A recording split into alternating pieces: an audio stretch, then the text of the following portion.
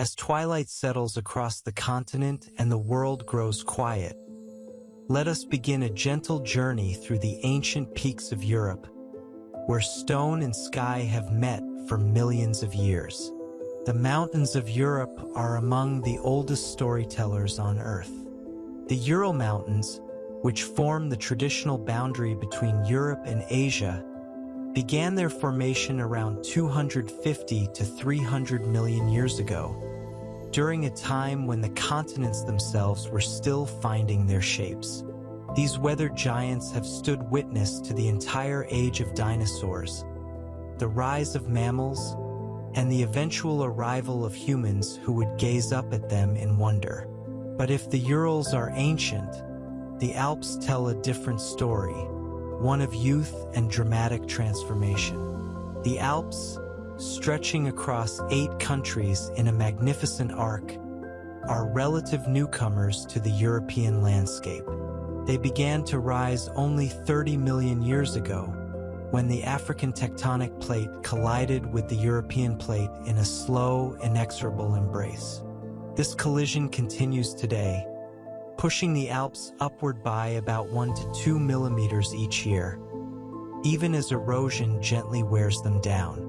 It's a delicate balance, like a sculpture being carved and rebuilt simultaneously by invisible hands.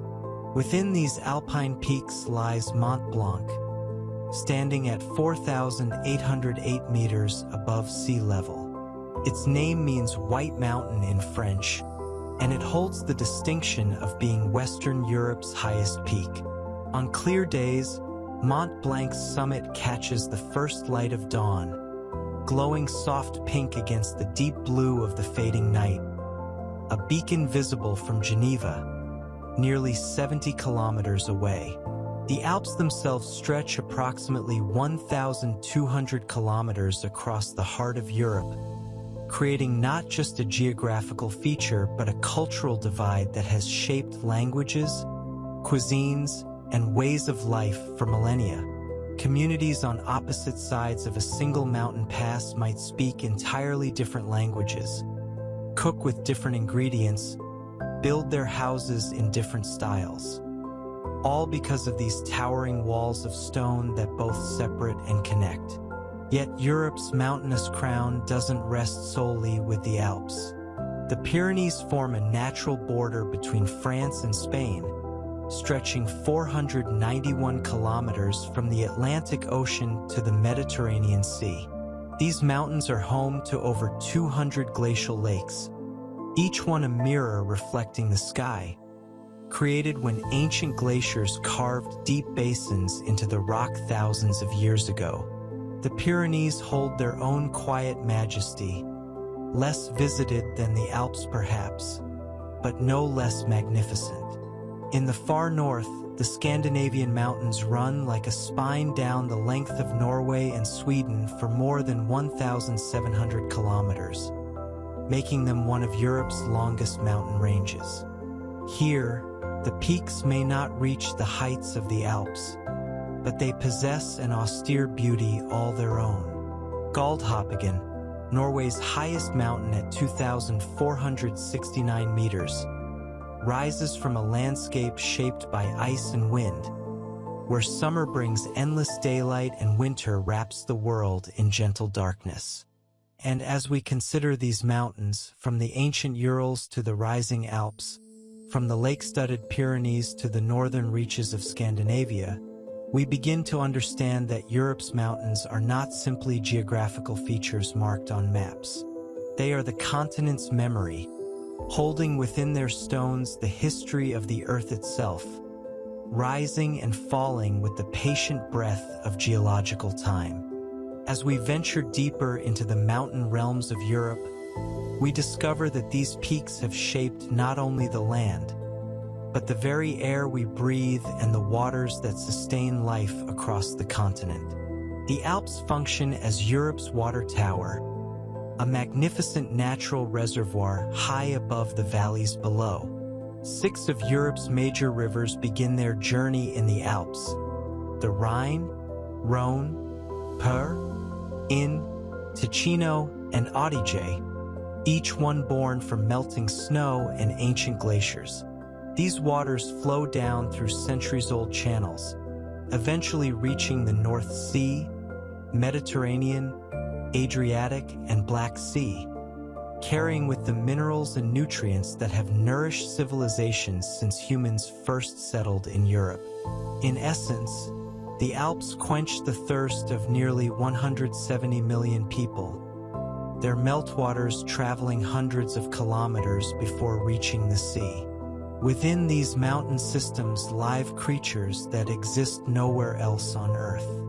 The alpine ibex, with its magnificent curved horns that can grow up to 1 meter in length, inhabits the steep rocky slopes of the Alps at elevations between 1,800 and 3,300 meters. These remarkable animals were nearly hunted to extinction by the early 1800s, with only about 100 individuals surviving in the Gran Paradiso region of Italy.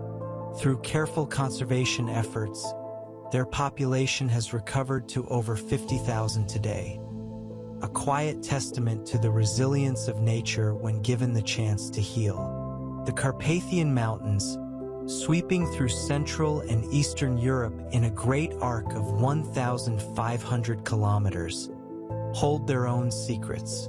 These mountains shelter the largest remaining populations of brown bears, wolves, and lynx in Europe outside of Russia. In the Romanian Carpathians alone, more than 6,000 brown bears roam the forests and high meadows, moving through the landscape much as their ancestors did thousands of years ago. The Carpathians are older than the Alps, having formed during several geological periods, and their rounded, forested peaks create a gentler silhouette against the sky. High in these various mountain ranges, above the treeline where no trees can survive the harsh conditions, lies the alpine tundra, a unique ecosystem that exists as if suspended between earth and heaven. Here, at elevations typically above 2,000 to 2,500 meters in the Alps, the growing season lasts only about 2 months each year.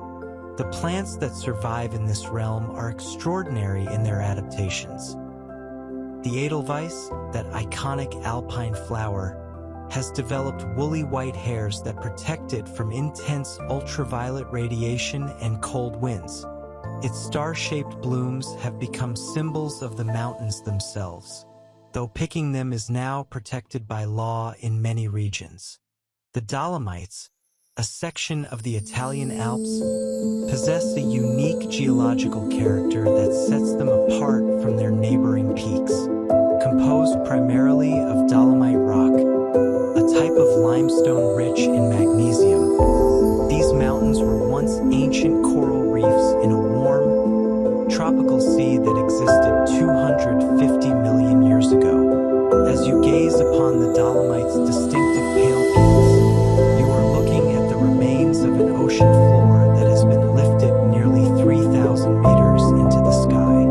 At sunset, these peaks perform what locals call enrosidira or alpenglow, when the rock takes on intense shades of pink, orange, and red as the setting sun illuminates the ancient stone. In Scotland, the Highlands tell yet another mountain story. Ben Nevis, Britain's highest peak at 1,345 meters, may seem modest compared to alpine giants, but these mountains are among Europe's oldest. The Scottish Highlands began forming over 400 million years ago, and what we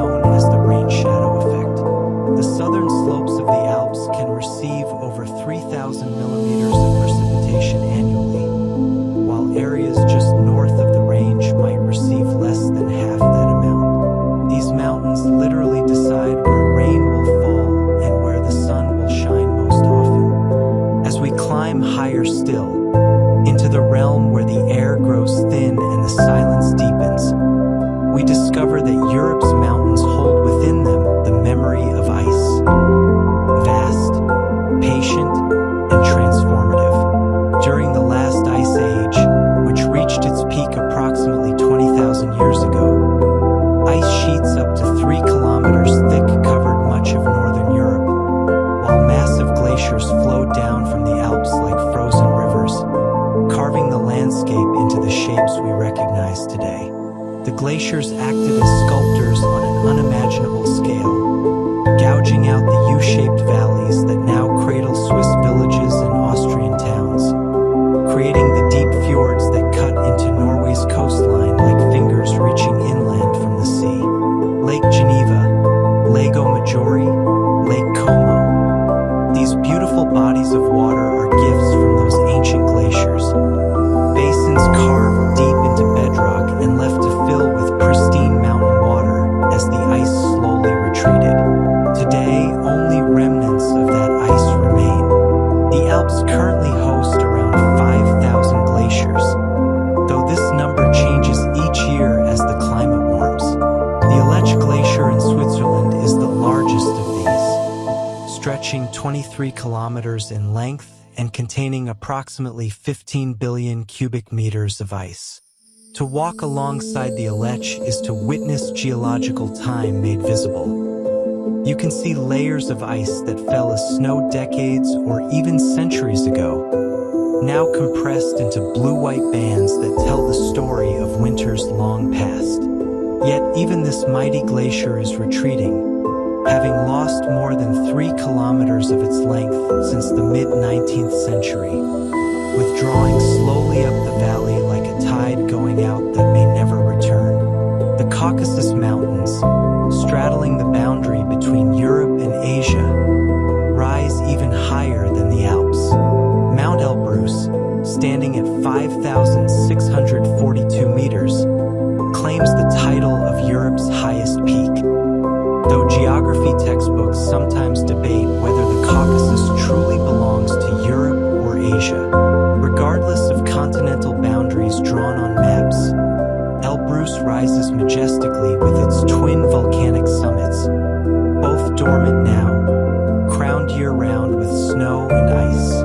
The mountain's name may derive from an ancient Persian word meaning shining mountain, and indeed, on clear days its white dome can be seen from over 150 kilometers away, a beacon marking the southern edge of the European landmass. Human populations have inhabited these mountain regions for thousands of years, adapting to the challenges of elevation and weather with remarkable ingenuity. The Otzi the Iceman, whose mummified remains were discovered in the Ötztal Alps in 1991, lived approximately 5,300 years ago. His body, preserved by ice and snow, was found at an elevation of 3,210 meters, along with his copper axe, bow and arrows, and the remnants of his clothing. Otzi's discovery revealed that even in the Copper Age, humans were traversing high mountain passes, perhaps for trade, perhaps for hunting, moving through landscapes we might consider forbidding with only the most basic tools and equipment. The mountain passes themselves have served as crucial corridors throughout human history. The Brenner Pass, at 1,370 meters elevation, is the lowest of the principal passes through the Alps and has been used for over 5,000 years. Roman legions marched through the Brenner. Medieval merchants transported goods between Italian and German lands. And today, a modern highway and railway carry millions of travelers annually through the same gap in the mountains. The Great St. Bernard Pass, higher and more challenging at 2,469 meters, was famously crossed by Napoleon Bonaparte in 1800 with 40,000 soldiers, though contrary to popular paintings, he likely rode a mule rather than a magnificent white horse through the treacherous terrain. The mountains have also given shelter to unique human cultures and languages. In the Pyrenees, the Basque people have maintained their distinct language and identity for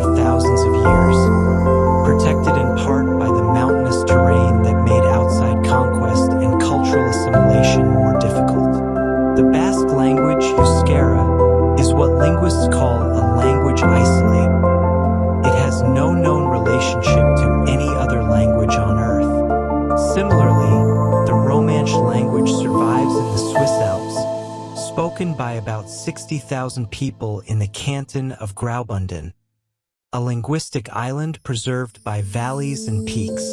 In winter, these mountains transform into realms of pure white silence. Snow accumulation in the higher elevations of the Alps can reach depths of 10 to 15 meters, creating a landscape where shapes become softened, sounds become muffled, and the boundary between earth and sky seems to dissolve. It is during these winter months that avalanches pose their greatest threat, massive cascades of snow that can travel at speeds exceeding 130 kilometers per hour, carrying thousands of tons of snow, ice, and debris down mountainsides. The Swiss village of Lückerbad has records of avalanche defenses dating back to the 16th century, with successive generations building walls, planting forests, and constructing barriers to protect their homes from the mountain's winter fury. Yet, even in their most forbidding aspects, the mountains provide alpine meadows, those green carpets that appear each spring above the lower forests, have been used for centuries as summer pastures. The practice of transhumance, moving livestock to high mountain pastures in summer and returning to valleys in winter, has shaped both the landscape and the culture of mountain regions. The cheese produced from the milk of cows grazing on alpine meadows, rich with hundreds of species of wildflowers and herbs, has a complexity of flavor that cannot be replicated at lower elevations. Swiss cheese-making traditions date back over 2,000 years, each valley developing its own varieties, from Gruyere to Emmental, each one a product of specific mountain pastures and local knowledge passed down through generations. As we approach the highest reaches of Europe's mountains, where the air becomes crystalline and rare, we enter a world where life clings to existence with extraordinary determination, and where the boundary between the possible and impossible becomes beautifully blurred. The golden eagle, one of the most magnificent predators of the mountain realm, makes its home in these high places across the Alps, Pyrenees, and Scottish Highlands. With wingspans reaching up to 2.3 meters, these raptors ride the thermal currents that rise along mountain faces, their keen eyes capable of spotting a marmot from over 3 kilometers away. A golden eagle can live for 30 years in the wild, returning to the same cliffside nest year after year, building upon it until some nests become massive structures weighing hundreds of kilograms. These birds have witnessed the passage of countless human generations, soaring above the same valleys where great-grandparents once watched their own great-grandparents tend flocks. The alpine marmot, that plump and sociable rodent, creates elaborate burrow systems in the high meadows where it lives in family groups of up to 20 individuals. What makes the marmot remarkable is its approach to winter's hardship. It hibernates for up to 7 months each year, from October through April, during which time its heart rate drops from 200 beats per minute to just 20, and its body temperature falls to barely above freezing. The entire family hibernates together in a grass-lined chamber deep underground, huddled close for warmth, barely alive yet somehow surviving until spring returns. This is perhaps the most profound form of patience, to simply wait, in near silence and stillness, for the world to become hospitable once more. The Matterhorn, perhaps the most iconic mountain silhouette in the world, rises 4,478 meters at the border between Switzerland and Italy. Its distinctive pyramid shape has captivated artists, photographers, and mountaineers since humans first gazed upon it. The Matterhorn was one of the last major alpine peaks to be summited, finally climbed in 1865 by Edward Whymper and his team, though tragedy struck on the descent when 4 members of the party fell to their deaths, turning triumph into sorrow. The mountain's near-perfect symmetry comes from the fact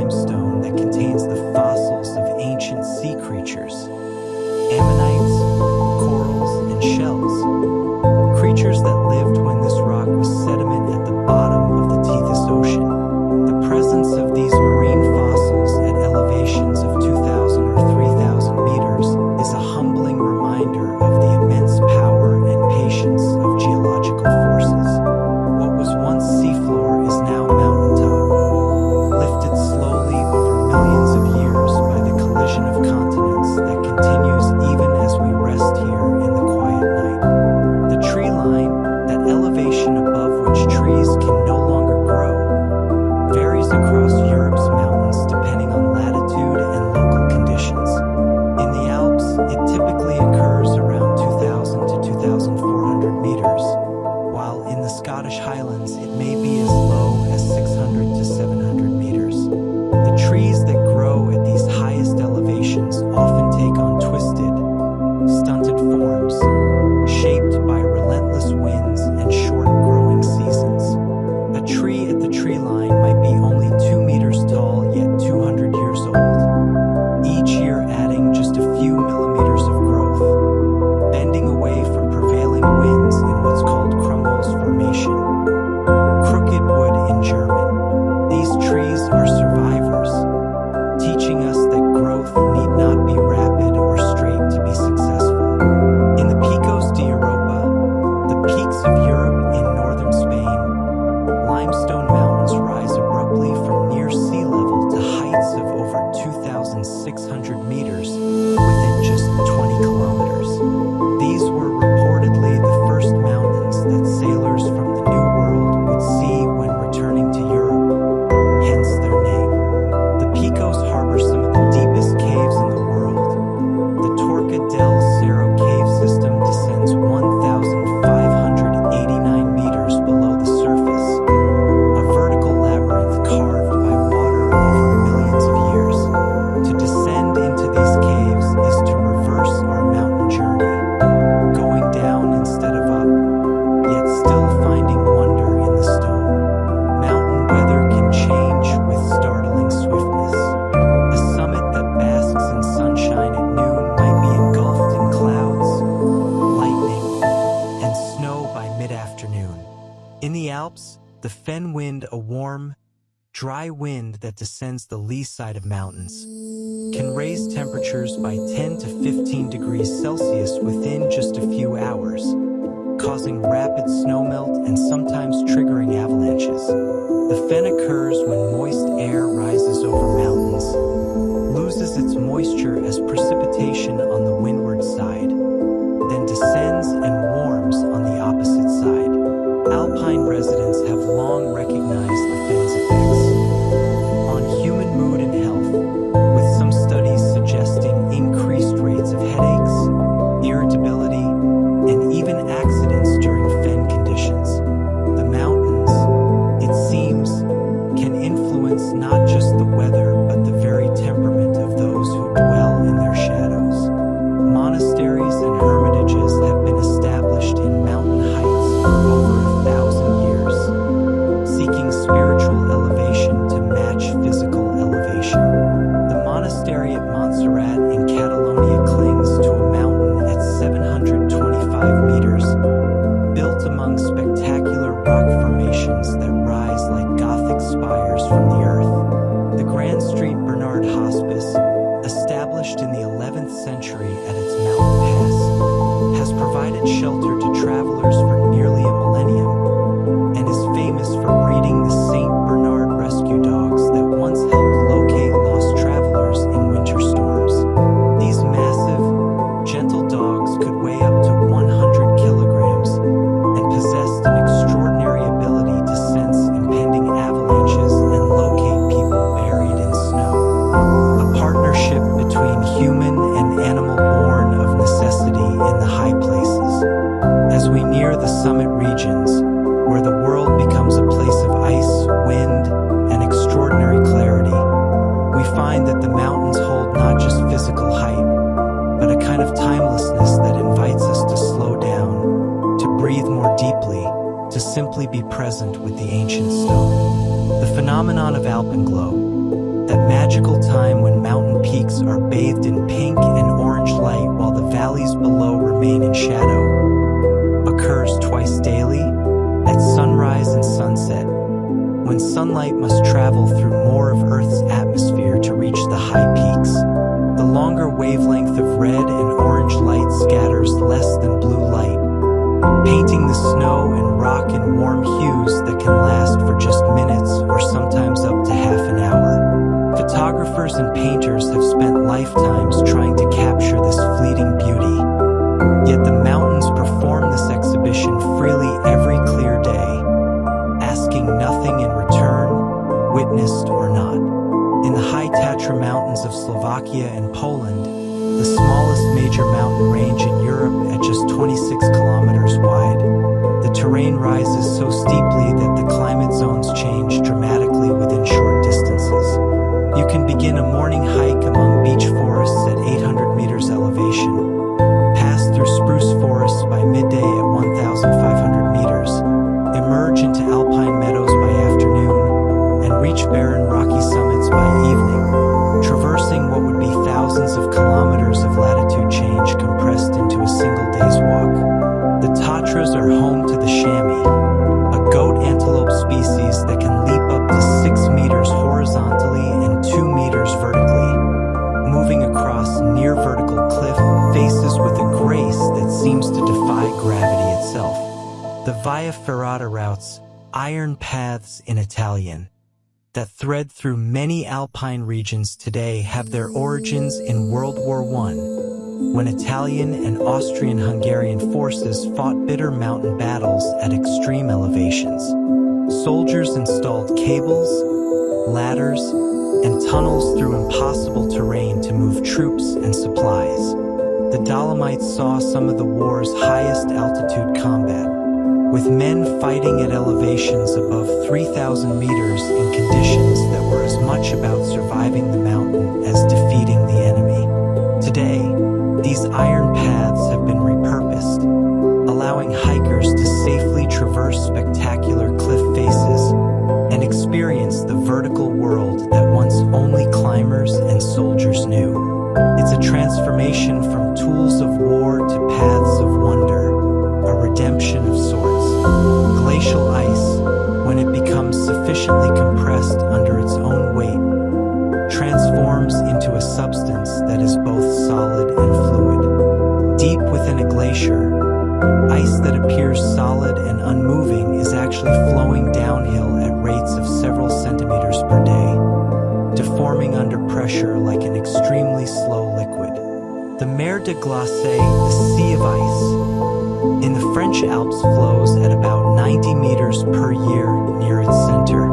Within this ice, trapped air bubbles preserve samples of the atmosphere from centuries past, creating a frozen archive of Earth's climate history. Scientists can drill ice cores and measure the carbon dioxide levels from the year 1750 or 1650, or even earlier, each layer a page in the planet's diary. The Edelweiss flower, beyond its physical adaptations to altitude, has become woven into the cultural fabric of alpine regions. In Austria, the Edelweiss appears on the 2-cent euro coin. Traditional courtship customs once involved young men climbing dangerous slopes to pick Edelweiss for their beloveds, proving both courage and devotion. Though this practice contributed to the flower's decline and is no longer permitted, the Edelweiss grows at elevations between 1,800 and 3,000 meters, taking several years to flower. Its woolly appearance and adaptation to reflect intense UV radiation and conserve moisture in the thin mountain air where water evaporates quickly despite the cold. In Norway's Jotunheimen National Park, whose name means home of the giants, over 250 peaks rise above 1,900 meters. Here, the midnight sun in summer means that on the highest peaks, you can watch the sun circle the horizon without setting, creating a surreal twilight that lasts for weeks. The light at these northern latitudes has a particular quality, soft and angular, illuminating the landscape from unlikely directions. It's a place where time seems to operate differently, where the usual markers of day and night become blurred, and where one can understand why ancient peoples believed such places were inhabited by gods and giants. The alpine salamander, completely black and about 15 centimeters long, lives in the moist forests and meadows of the Alps at elevations up to 2,500 meters. Unlike most amphibians, it gives birth to live young rather than laying eggs, an adaptation to the harsh mountain climate where pools of water for tadpoles might freeze or disappear. The gestation period can last 2 to 3 years, one of the longest of any amphibian, with the mother nourishing her young internally until they emerge as miniature versions of adults, ready to face the mountain world.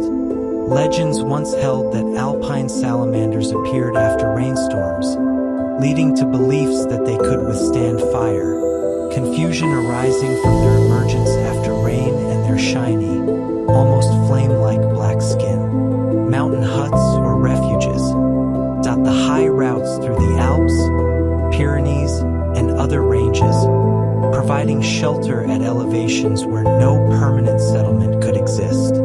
Some of these huts stand at over 4,000 meters, accessible only by hours of hiking or climbing. They serve as waypoints, places where strangers become companions over simple meals, where exhaustion and achievement mingle, where the isolation of the mountains is tempered by human warmth. The highest refuge in the Alps, the Margarita Hut on Monte Rosa, sits at 4,554 meters, higher than any point in the continental United States. To stay there is to sleep literally among the clouds, where the air contains only about 60% of the oxygen available at sea level, where water boils at 85 degrees Celsius instead of 100, where the human body must work harder to accomplish every task. The ibex's ability to climb near vertical surfaces comes from their specially adapted hooves, which have a hard outer edge and a soft, rubbery center that grips rock like natural climbing shoes. But perhaps more remarkable is their reason for these daring climbs. In spring and summer, ibex will scale dam walls and cliff faces to lick mineral salts from the stone, seeking nutrients that are scarce in their high-altitude diet of grasses and herbs. Photographs of ibex clinging to the Cingino Dam in Italy, standing casually on near-vertical concrete while licking salt deposits, seem to defy not just gravity but common sense. Yet this is simply their way of surviving in a realm where every resource must be utilized, no matter how difficult the access. At the summit, where the world spreads out below in all directions and the curvature of the earth becomes almost perceptible, we discover that mountains are not merely destinations but transformations. Places where perspective shifts and the ordinary concerns of lowland life seem to fall away like mist burning off in morning sun. The ptarmigan, a chicken-sized bird of the high mountain tundra, performs one of nature's most elegant seasonal transformations. In summer, its plumage is mottled brown and gray, perfectly camouflaged against rocks and sparse vegetation. As autumn arrives and snow begins to fall, the ptarmigan molts, replacing its feathers with pure white plumage that renders it nearly invisible against winter snowfields. Even its legs and feet are feathered for insulation, allowing it to walk across snow without losing body heat. This twice-yearly costume change requires tremendous energy, yet it allows the ptarmigan to remain in the high mountains year-round while predators come and go with the seasons. The bird asks a question without words. Is it better to migrate to easier lands, or to change yourself to match where you are? In the Italian Alps, the town of Gressini lies in a valley where a German-speaking population has lived since the 13th century, their language and customs preserved by mountain walls that made frequent contact with Italian-speaking neighbors difficult. This linguistic and cultural isolation created what anthropologists call a refuge area, a place where older traditions survive precisely because they are hard to reach. The Walser people, as they're known, built distinctive wooden houses with stone foundations and wide eaves to shed heavy snow. Architecture perfectly adapted to their mountain environment through centuries of lived experience. Each house is a kind of textbook, teaching lessons about wind direction, snow load, sun exposure, and material availability with single written word. The summit of Mont Blanc experiences weather conditions so severe that temperatures can drop to -40 degrees Celsius in winter, with wind speeds exceeding 150 kilometers per hour. At such extremes, exposed skin can develop frostbite in minutes, and the wind chill factor can make the air feel 20 to 30 degrees colder than the actual temperature. Yet even here, microscopic life persists. Scientists have discovered extremophile bacteria living in ice and rock at these elevations, organisms that survive by entering a state of near-suspended animation. Their metabolic process is slowed to an almost immeasurable rate. Life, it seems, will find a way to exist even in the most unlikely places, waiting patiently for the brief moments when conditions allow for growth and reproduction. The tradition of mountain climbing as sport rather than necessity began in earnest in the 18th century during the Age of Enlightenment, when European thinkers began to see mountains not as dangerous obstacles or supernatural realms to be feared, but as challenges to be understood and conquered. The first recorded ascent of Mont Blanc in 1786 by Jacques Balmat and Michel Gabriel Paccard marked a turning point. Mountains became destinations. Within a century, the golden age of alpinism saw most major alpine peaks climbed for the first time, with climbers developing techniques, equipment, and a culture that would spread worldwide. These early mountaineers were often scientists as well, carrying barometers to measure altitude, thermometers to record temperature, and notebooks to document geology, glaciology, and meteorology. The mountains became laboratories as much as playgrounds. Avalanche dogs, those remarkable canines trained to locate people buried in snow, can detect human scent through several meters of avalanche debris. A well-trained dog can search an area in 30 minutes that would take 20 human searchers with probes 4 hours to cover. The dog's nose, with its 300 million scent receptors compared to a human's 5 million, can distinguish individual human scent molecules even in the chaotic aftermath of an avalanche, where thousands of tons of snow have been violently mixed and compressed.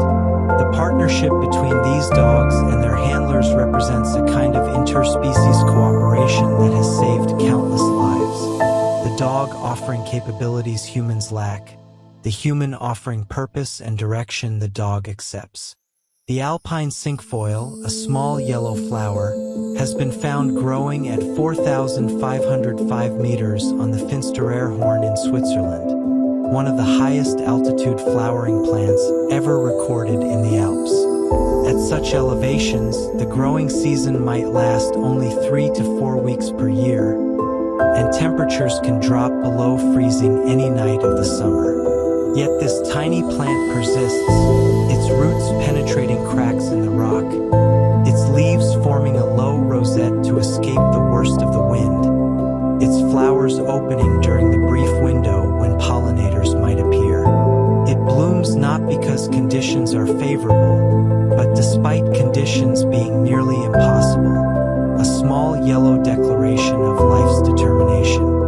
Lightning strikes mountain peaks with particular frequency, as the peaks act as natural lightning rods, their height and rocky composition making them preferred paths for electrical discharge between clouds and earth. The summit of the Matterhorn is struck by lightning dozens of times each summer, each strike leaving scorch marks on the rock and creating fulgurites, tubes of glass formed when lightning melts rock and sand.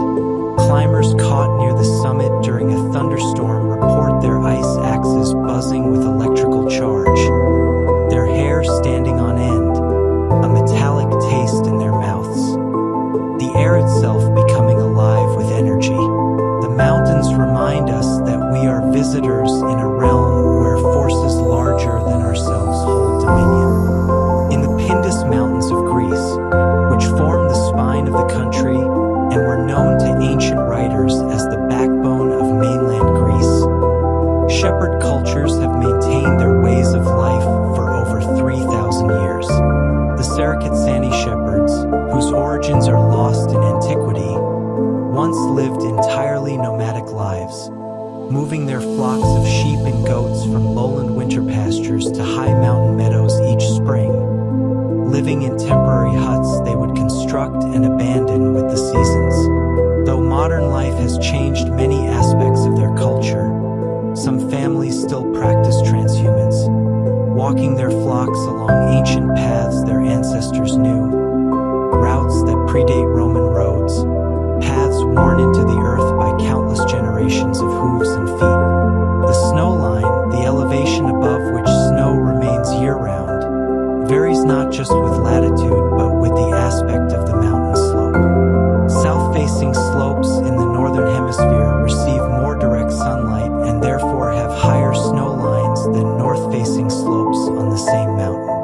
On Mont Blanc, the difference can be 200 to 300 meters, creating a patchwork landscape where one side of a ridge is green with vegetation while the other remains locked in perpetual winter. This simple fact of solar geometry creates entirely different worlds separated by mere meters of horizontal distance. Ecosystems that might never exchange species despite being close enough to touch. And so, as we rest here at the summit, surrounded by silence broken only by the whisper of wind over ancient stone, we understand that we have not conquered the mountain but have been granted an audience with it. Allowed briefly to stand in a place where the earth reaches toward the stars, where time moves differently, where the concerns of the valleys below become small and distant. The mountains ask nothing of us but respect, offer nothing but perspective, and yet in that exchange, something within us shifts, expands, becomes more capacious. Let us now begin our slow descent, carrying with us the quietude of these high places. As we begin our descent from the summit, moving back toward the realm where air grows thicker and life more abundant, we find that the journey downward offers its own revelations.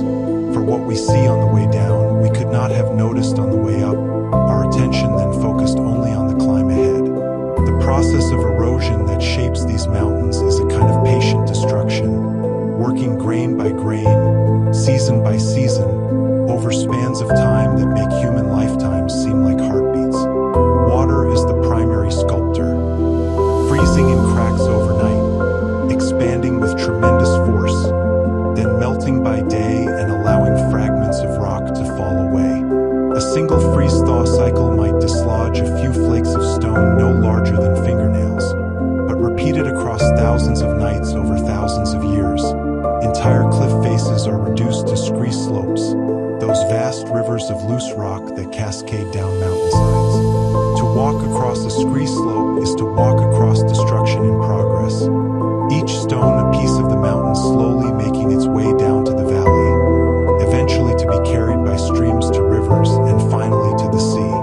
The mountain pine, or Pinus mugo, grows at the edges of the tree line in a form called crumholes, so contorted by wind and weather that it often grows more sideways than upward. These trees can live for 200 to 300 years, yet never grow more than 2 or 3 meters tall. Their trunks twisted like ancient calligraphy, each curve and angle recording a winter storm, a summer drought, a rockfall that damaged branches decades ago. To study the growth rings of a crumholes pine is to read a climate history of the mountain. Narrow rings marking harsh years, wider rings showing seasons of relative plenty. The tree is a living archive, asking nothing for its service as historian, simply growing as conditions allow and recording what it experiences in its wood. In the valleys between peaks, where glacial meltwater collects into streams and rivers, the water itself tells a story through its color.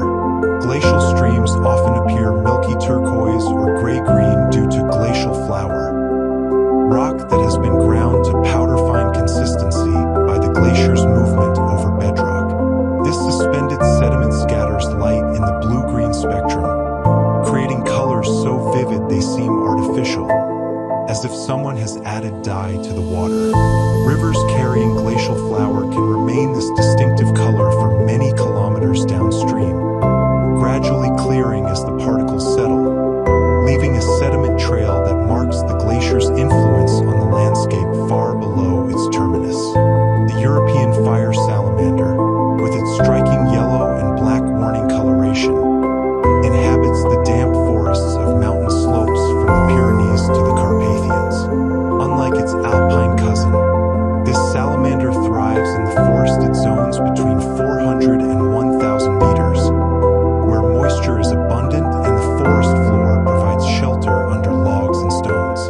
The fire salamander's skin produces toxic secretions that make it unpalatable to predators, a chemical defense that has given rise to legends across Europe. Medieval Europeans believed these salamanders could survive fire, a myth likely arising from salamanders fleeing from logs thrown onto fires, their damp hiding places suddenly becoming unbearably hot. The truth that they are creatures of moisture who avoid heat is less dramatic but speaks to their actual nature. Beings perfectly adapted to cool, wet mountain forests. Mountain valleys often channel winds into predictable patterns, creating local wind systems with their own names and characteristics. The Mistral of southern France funnels cold air down the Rhone Valley from the mountains toward the Mediterranean, sometimes reaching speeds of 90 kilometers per hour and lasting for days at a time. Vincent van Gogh painted in Provence during Mistral winds, his brushstrokes perhaps influenced by the relentless air movement. Cypresses bending, clouds racing, the very landscape seeming to lean away from the wind's force. The Bora wind of the Dinaric Alps along the Adriatic coast can be even stronger, with gusts exceeding 200 kilometers per hour. Winds powerful enough to overturn trucks and blow roofs from buildings. These are not gentle breezes but rivers of air given focus and acceleration by mountain topography, the mountains directing the atmosphere itself. Stone circles and ancient sacred sites dot European mountains, evidence that humans have long considered high places as spiritually significant. In the Wicklow Mountains of Ireland, passage tombs over 5,000 years old, older than the Egyptian pyramids, sit on prominent hilltops, their entrances aligned with the winter solstice sunrise. The Bronze Age peoples who built these monuments chose mountain locations deliberately, perhaps seeing height as proximity to the divine, or perhaps recognizing that permanent markers on high ground would be visible across vast distances, serving as anchors in the landscape for generations to come. These stones have witnessed the rise and fall of countless cultures, languages, and belief systems, yet remain exactly where they were placed, patient and silent. The alpine chough, a crow-like bird with glossy black plumage and bright yellow beak, has been recorded at elevations over 8,000 meters on Mount Everest. But in Europe, it commonly inhabits the Alps and Pyrenees at heights up to 4,000 meters. These highly social birds nest on cliff faces and have developed a remarkable relationship with mountain huts and tourist facilities, becoming semi-tame and accepting food from humans. Their acrobatic flight displays, swooping, diving, and riding updrafts with obvious joy, seem almost playful, as if the bird has mastered its environment so completely that it can afford to simply enjoy the mountain air. The chough's presence often signals that you are in the high realm, the zone where few other birds venture but where these specialists thrive. In the Transylvanian Alps of Romania, brown bears enter a state called hyperphagia in late summer and autumn, eating up to 20 hours a day to build fat reserves for winter hibernation. A bear might consume 20,000 calories per day during this period, seeking out berry patches, acorn-laden oak groves, and any other concentrated food sources. By the time they enter their winter dens, often in hollow trees or caves at mid-elevations, they may have increased their body weight by 30 to 40%. During hibernation, their heart rate drops from 40 to 50 beats per minute to just 8 to 10, and they do not eat, drink, urinate, or defecate for up to 5 months. Mother bears even give birth during hibernation, nursing their tiny cubs while remaining in their deep sleep state. A physiological feat that scientists still don't fully understand. The practice of yodeling, so associated with alpine culture, may have originated as a practical form of communication across mountain valleys, where normal speech cannot carry the necessary distances. The rapid alternation between chest voice and head voice, producing the characteristic yodel sound, carries much farther than ordinary speech. A yodel can be heard up to 5 kilometers away under good conditions. Shepherds could signal their locations to one another, warn of dangers, or simply break the solitude of mountain work with calls that echoed from peak to peak. What began as utility became art, each valley developing its own yodeling styles, the mountains themselves serving as resonating chambers for human voice transformed into music. As we descend further, the air growing warmer and thicker, oxygen returning to levels that allow deep, easy breathing, we begin to see the first scattered trees, then fuller forests, the green world rising to meet us once again. As the alpine meadows give way to the first stands of trees, we enter the subalpine zone, that transitional realm where forest and tundra meet and mingle, where life becomes visibly more lush with each step downward, as if the mountain was slowly exhaling after the stark silence of the summit. The Norway spruce, which dominates vast stretches of European mountain forests from the Alps to Scandinavia, can live for 400 to 600 years under ideal conditions. These trees have shallow root systems that spread wide rather than deep, an adaptation to the thin soils of mountain slopes where bedrock lies close to the surface. In winter, the Norway spruce's conical shape and downward sloping branches allow snow to slide off rather than accumulate and break the limbs, a design refined over millions of years of evolution. When snow does settle on the branches, it can add thousands of kilograms of weight to a single tree, yet the wood's flexibility allows it to bend without breaking, springing back when the burden melts. The tree teaches a lesson about resilience. It is not rigidity that allows survival, but the capacity to bend and return. Beneath the forest canopy, a hidden network connects the trees in ways that are only recently becoming understood by science. Mycorrhizal fungi form symbiotic relationships with tree roots, the fungal threads, called mycelium, extending throughout the soil like an underground internet. Through this network, trees can share nutrients with one another. Mother trees sending carbon to their seedlings, healthy trees supporting sick or injured neighbors. In experiments, scientists have found that when one tree is attacked by insects, it can send chemical warning signals through the fungal network, allowing neighboring trees to increase their defensive compounds before the insects arrive. The forest, it turns out, is not a collection of individual trees competing for resources, but a community communicating and cooperating beneath the soil.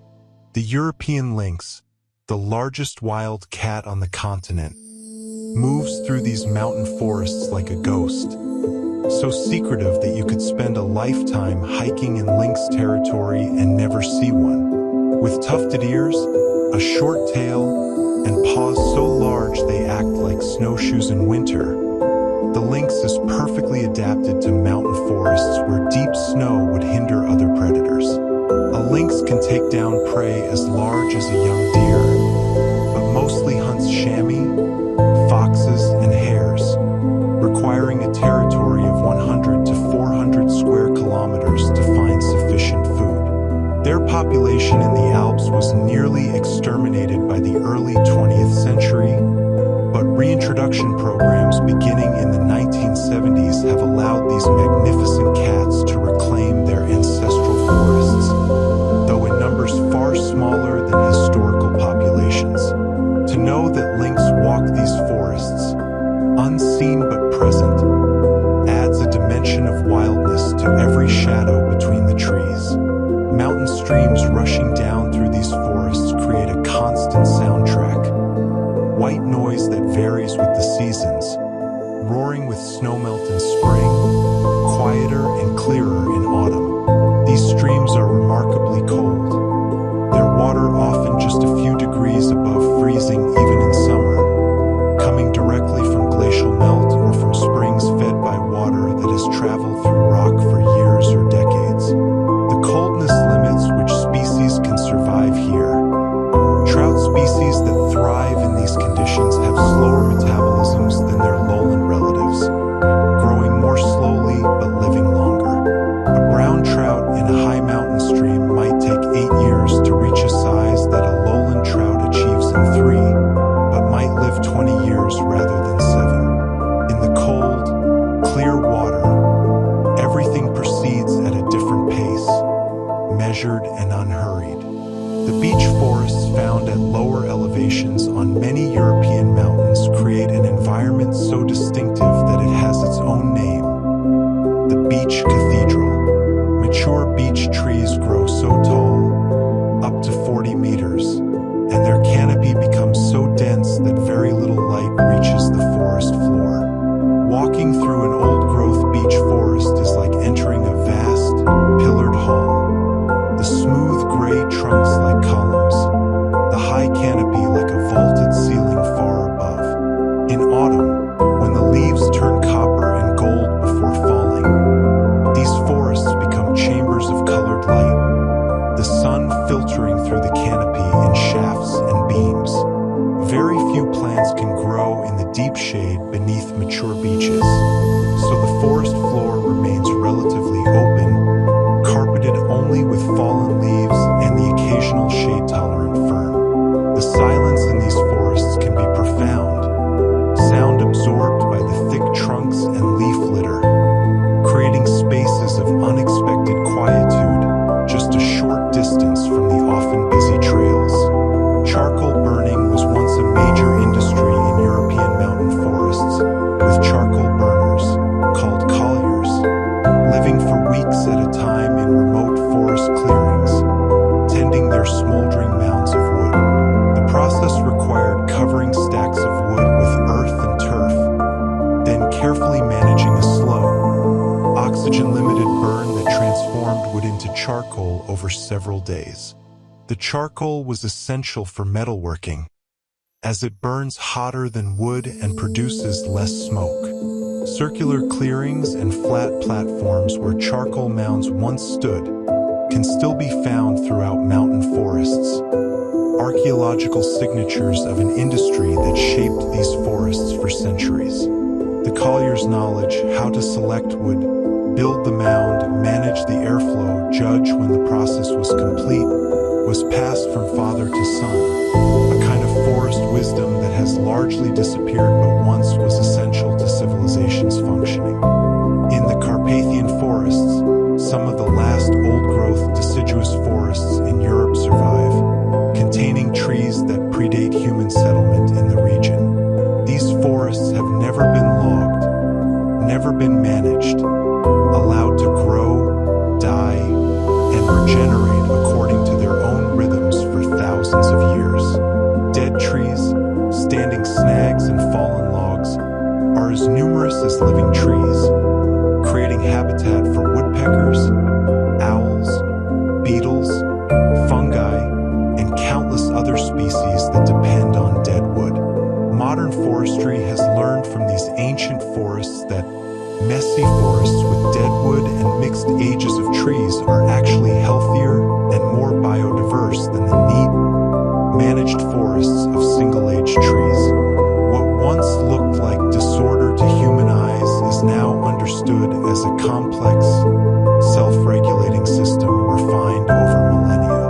The wood ant, found throughout European mountain forests, builds massive nests from pine needles and twigs that can contain hundreds of thousands of individuals and stand over a meter tall. A large wood ant colony functions like a single superorganism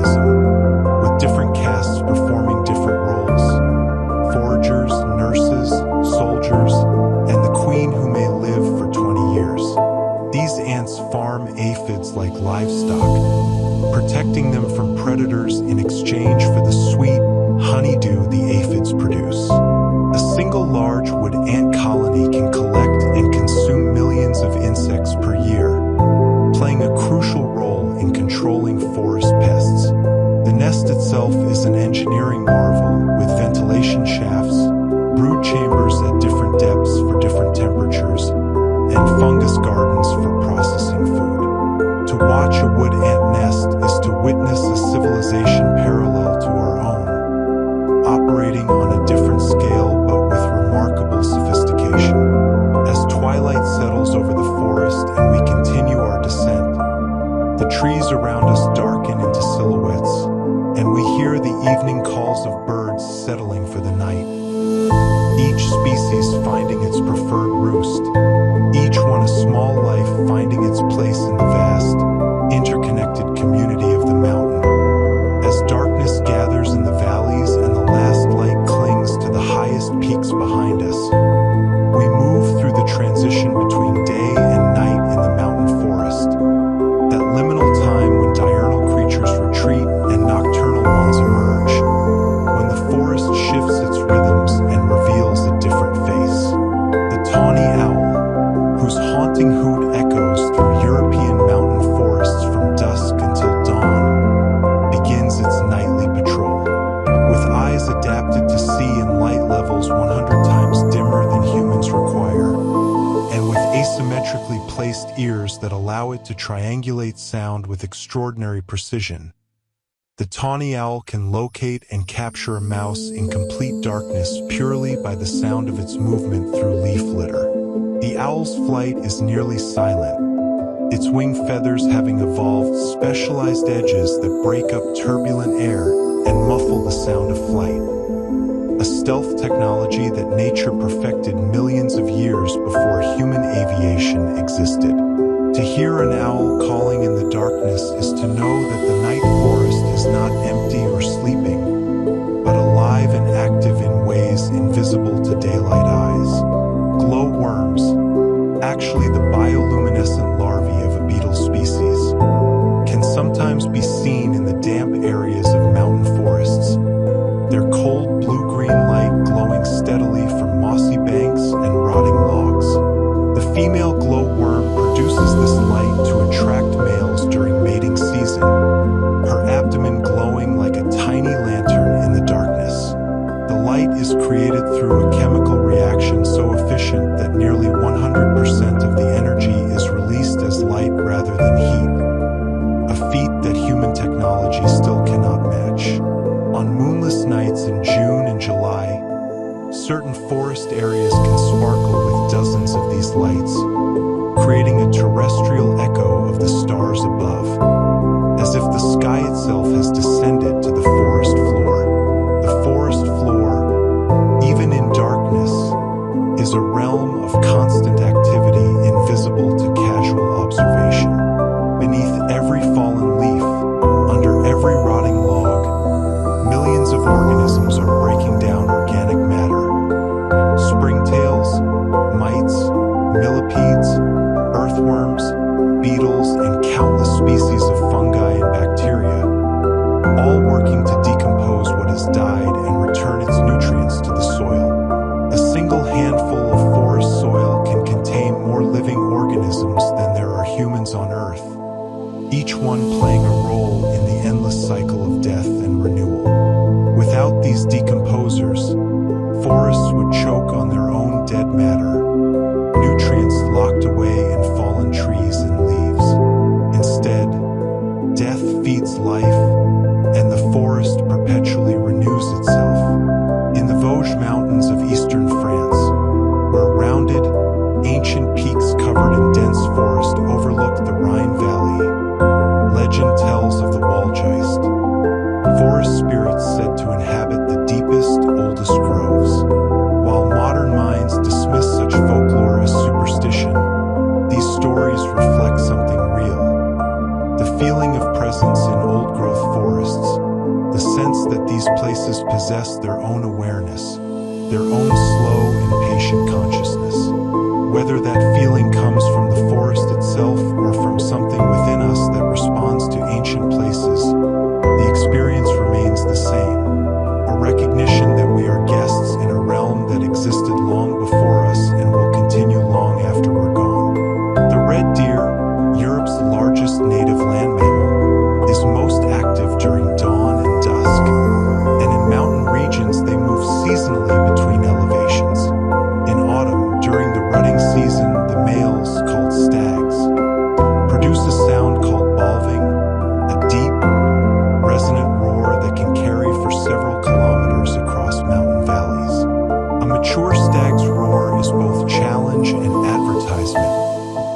announcing his presence to rivals and potential mates, a sound so primal that it seems to come from the earth itself. To hear red deer bawling on a misty autumn evening in the mountains is to hear a voice that has echoed through these valleys for hundreds of thousands of years, long before humans walked upright. A sound that speaks of territories won and lost, of genetics and survival, of life perpetuating itself through competition and selection. Mountain springs, where water emerges from the ground after journeying through rock for years or even decades, create unique microclimates around them. The water temperature remains constant year-round, usually between 5 and 10 degrees Celsius, creating areas where the ground never freezes in winter and never becomes too warm in summer. Certain moss species grow only around these springs, and in winter, when a spring emerges into frozen air, it can create extraordinary ice formations, frozen fountains and cascades where flowing water and freezing air meet, building structures of ice that grow throughout the winter months. These springs have been sacred to mountain communities for millennia, seen as gifts from the mountain itself, sources of pure water that flow regardless of drought or flood in the valleys below. The European badger, though often associated with lowlands, also inhabits mountain forests up to about 2,000 meters elevation. Badgers create extensive underground networks called sets, which can be used by the same family group for generations. Some sets are known to be over 100 years old, expanded and modified by successive generations. These underground chambers can extend 20 meters or more into hillsides, with multiple entrances, sleeping chambers, and even separate latrines dug away from living areas. A badger set represents accumulated knowledge and effort spanning decades, each generation inheriting and improving the work of those before, not so different from how humans build and expand upon the foundations laid by our ancestors. Moonlight in the mountains has a quality unlike moonlight anywhere else, perhaps because the air is clearer, or because the elevation brings you closer to the light source, or simply because the landscape of peaks and valleys creates dramatic contrasts of light and shadow. On a full moon night, you can sometimes see well enough to hike without a headlamp, the world rendered in silver and black, familiar but transformed. Moonlight strong enough to cast shadows has a name in some mountain cultures: moon shadow bright. In this light, you can see but not quite clearly, creating an atmosphere of mystery where imagination fills in what the eyes cannot quite distinguish. The mountain ash, or rowan tree, grows throughout European mountains and has been considered a magical or protective tree in Celtic and Norse traditions. Its wood was used to make walking staves for mountain travelers, and its bright red berries, which ripen in late summer, provide crucial food for birds migrating south for winter. The berries are rich in vitamin C but too bitter for human consumption when raw, though they can be cooked into jellies and preserves. Rowan trees often grow in isolated positions, a single tree on a rocky outcrop or clinging to a cliff edge, and can live for 200 years. Their presence, especially when found standing alone, creates landmarks that have guided travelers for generations, each distinctive tree becoming a known point in the mental maps that mountain people carry. And so we find ourselves in the deep of night, surrounded by forest, the summit far above us now, the valley still below. Here in this middle realm, neither peak nor lowland, we rest for a moment, listening to the small sounds of nocturnal life, feeling the day's journey settling into memory, knowing that with morning light we will continue downward, but for now, simply being present in the darkness, breathing the cool mountain air, allowing the quiet to enter us. The mountains hold us gently as we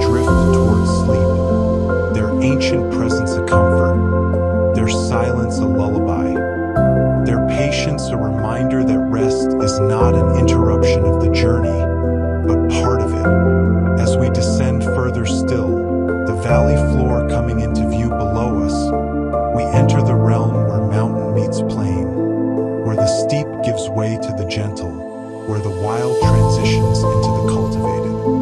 Here, in this threshold zone, we find the oldest human settlements, villages and towns that have served for centuries as gateways to the heights above. The tradition of mountain inns and taverns stretches back to medieval times, when any building offering shelter along difficult routes became essential to travelers. These establishments often occupied strategic locations, at the base of a pass, beside a bridge over a mountain torrent, at the intersection of ancient trade routes. Many such inns have operated continuously for 400 or 500 years, the same families sometimes running them for a dozen generations or more. The thick walls, low ceilings, and massive fireplaces of traditional mountain inns are not merely aesthetic choices but functional necessities, creating spaces that remain warm even when snow piles meters deep outside. The guest books of some historic mountain inns read like chronicles of European history. Travelers from every era leaving their marks, from medieval merchants to romantic poets to modern hikers, all seeking the same basic needs: warmth, food, and shelter from the mountain weather. Valley bottoms in mountain regions often follow the courses of rivers that have been cutting their channels for millions of years, their paths representing the most stable routes through difficult terrain. These rivers, fed by countless tributary streams from surrounding slopes, can vary dramatically in volume between seasons. A modest stream in autumn might become a raging torrent in spring as snowmelt floods down from the heights. Traditional mountain architecture reflects this reality. Villages are built just above the reach of even the worst floods. Foundations are set deep into bedrock or on massive stones, and bridges are constructed with arches high enough to allow passage of debris-laden floodwaters. The collective memory of communities includes stories of catastrophic floods from decades or centuries past, cautionary tales that inform decisions about where to build and where to avoid. The dipper, or water ouzel, is a remarkable bird found along fast-flowing mountain streams from the lowlands to elevations of 2,000 meters or more. This plump, wren-like bird does something extraordinary. It walks underwater along stream bottoms, searching for aquatic insects and small fish, sometimes remaining submerged for 30 seconds or more. The dipper has special adaptations for this lifestyle. Unusually dense plumage that traps air for insulation, a gland that produces waterproofing oil, flaps that seal its nostrils when submerged, and the ability to adjust its vision to see clearly both above and below water. To watch a dipper disappear beneath the surface of a rushing mountain stream and emerge moments later several meters downstream, apparently unbothered by cold or current, is to witness mastery of an ecological niche that seems impossibly difficult. The dipper's presence indicates clean, oxygen-rich water. These birds cannot survive in polluted streams, making them living indicators of watershed health. Wildflower meadows in the lower mountain zones reach their peak bloom in late spring and early summer, creating carpets of color that seem almost impossible in their density and variety. A single square meter of traditional hay meadow might contain 30 or 40 different plant species: grasses, clovers, buttercups, orchids, campanulas, and dozens more, each one adapted to slightly different conditions of moisture, light, and soil. This diversity is maintained by the annual cutting and removal of hay, which prevents any single species from dominating and creates opportunities for different plants to flourish in different years depending on weather conditions. These meadows support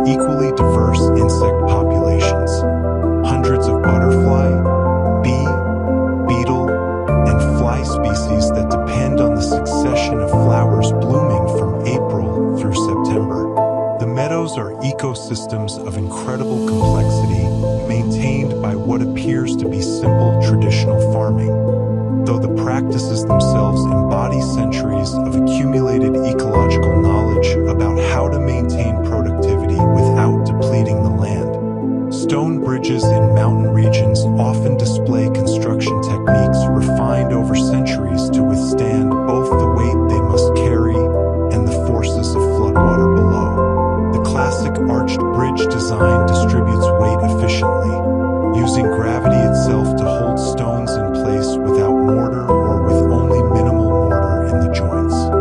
Some medieval bridges in the Alps and Pyrenees have survived 600 or 700 years of use. Their stone worn smooth by countless feet, hooves, and wheels, yet structurally sound because their builders understood principles of engineering that modern analysis has only confirmed. The keystone at the apex of the arch, the last stone placed during construction, literally locks all other stones in position, transforming a collection of individual pieces into a unified structure stronger than any single element. It's a physical demonstration of how proper relationships between parts creates emergent strength in the whole. The gray wagtail, despite its name actually having bright yellow plumage on its underparts, is another specialist of mountain streams, constantly bobbing its long tail up and down as it hunts for insects along water margins. Gray wagtails build their nests behind waterfalls, in crevices of stone walls beside bridges, or in gaps between rocks where spray keeps vegetation sparse. The constant moisture and the sound of rushing water seem not to bother these birds, but rather to define their preferred habitat. Young gray wagtails face immediate challenges. They must fledge and learn to fly in environments where a mistake means falling into fast-moving water. Yet somehow most survive to master flight in conditions that would challenge far more experienced birds. Perhaps difficulty in early life selects for capabilities that serve the species well. Those that survive their dangerous youth become supremely adapted to their challenging environment.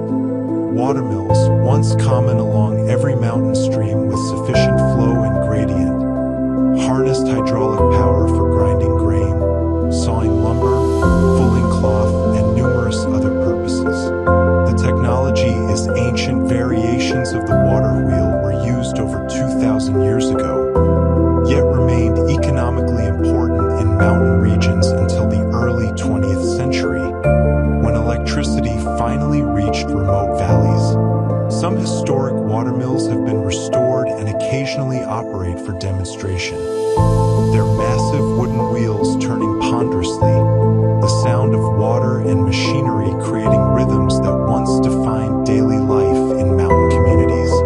The mills required constant maintenance, ice damage in winter, flood damage in spring, drought-affecting flow in summer, yet provided power independent of human or animal muscle, transforming the economic possibilities of mountain life.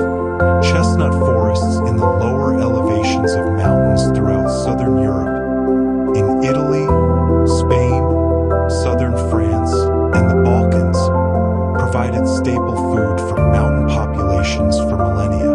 Sweet chestnuts, unlike most nuts which are high in fat, are high in carbohydrates and can be ground into flour for making bread, polenta, and other foods. In some regions, chestnuts were referred to as the bread tree, and chestnut orchards were as carefully tended as any grain field. The trees themselves can live for 500 to 1,000 years. Massive specimens with trunks several meters in diameter still producing nuts after centuries of growth. The introduction of the potato in the 18th century and later economic changes reduced reliance on chestnuts, and many historic chestnut groves are now abandoned, the trees slowly reverting to forest as their carefully maintained order gives way to natural succession. We are now on the valley floor, the steep slopes rising behind us, the peaks catching the last light while darkness pools in the valley. Smoke rises from chimneys in the village ahead,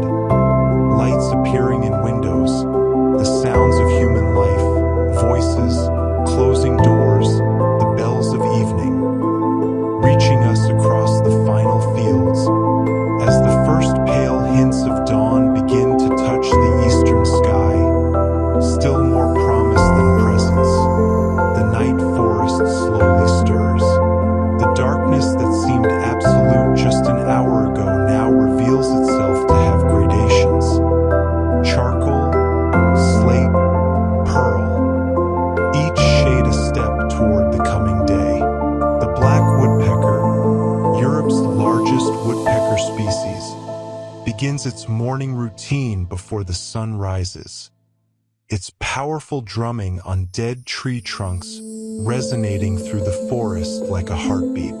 This bird, nearly the size of a crow with glossy black plumage and a crimson cap, creates rectangular nesting holes in trees that can be 60 centimeters deep.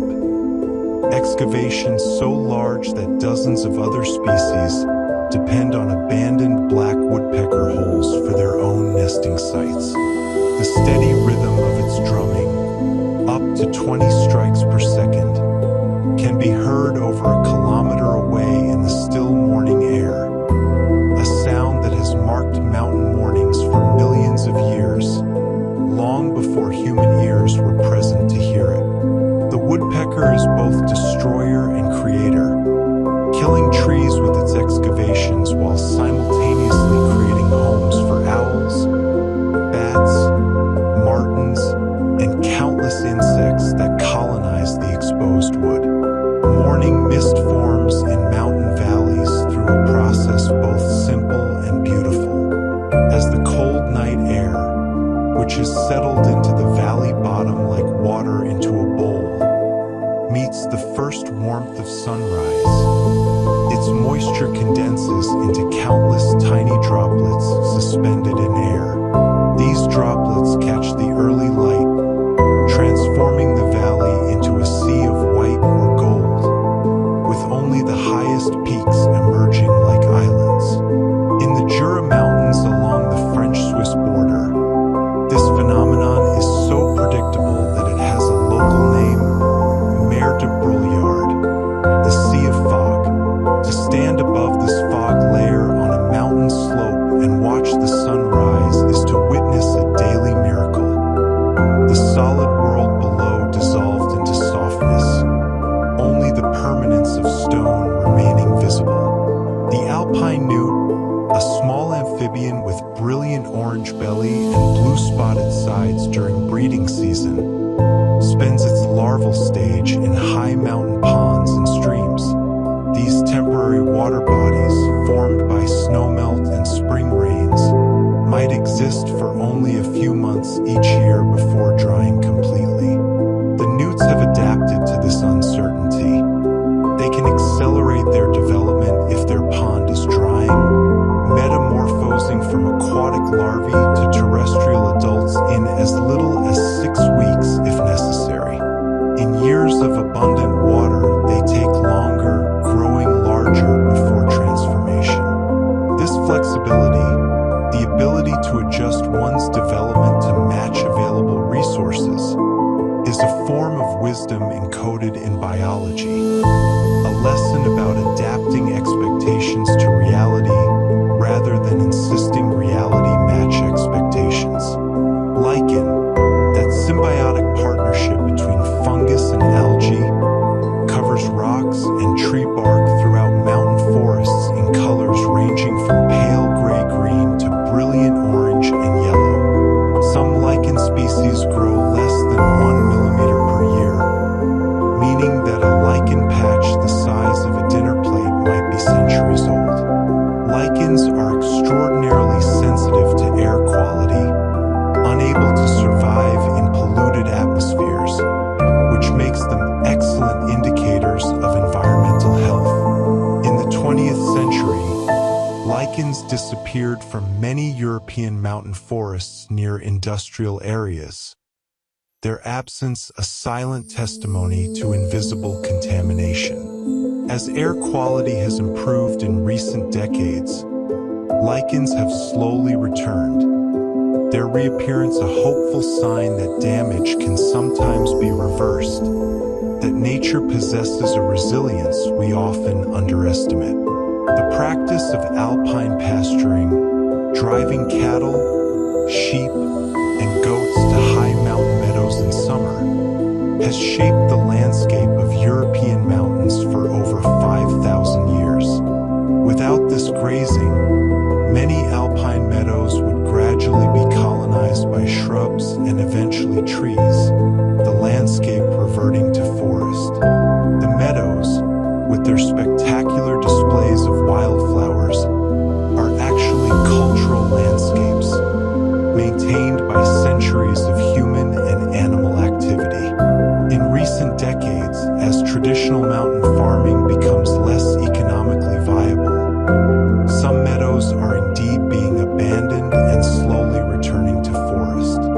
Whether this represents loss of cultural heritage or restoration of natural processes depends on perspective.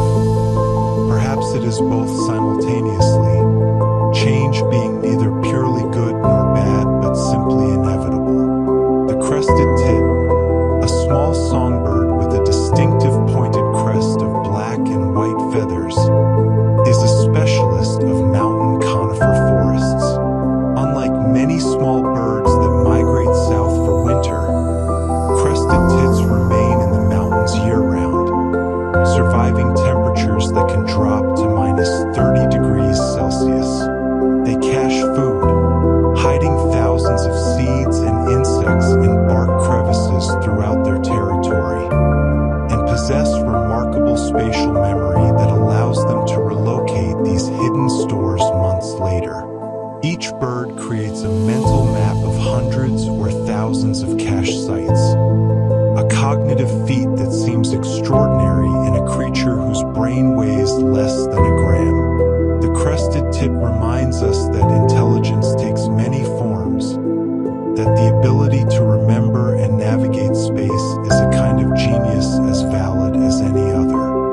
Waterfalls, where mountain streams cascade over rock faces, create negative ions in the air, molecules with an extra electron that some research suggests can enhance mood and alertness. Whether or not the science fully supports this claim, most people feel something visceral near waterfalls, a sense of invigoration, of clarity, of being fully present. Perhaps it's the ions, or perhaps it's simply the overwhelming sensory experience. The thunderous sound that fills the ears, the cool mist on the skin, the visual spectacle of water transformed into white chaos.